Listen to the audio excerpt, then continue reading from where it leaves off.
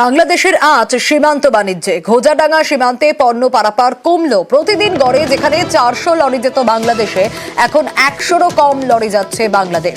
Tourist visa বন্ধে কমেছে যাতায়াত।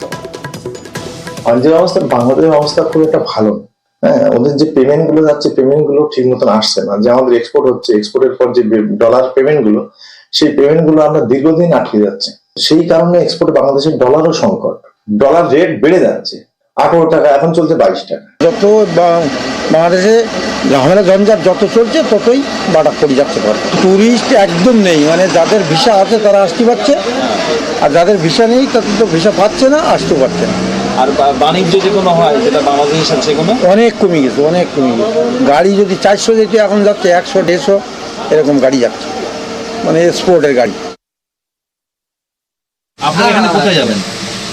মশলা নেবো। আজকে বাড়ি যাবেন? আপনাদের কি টুরিস্ট ভিসা আগেই করা ছিল?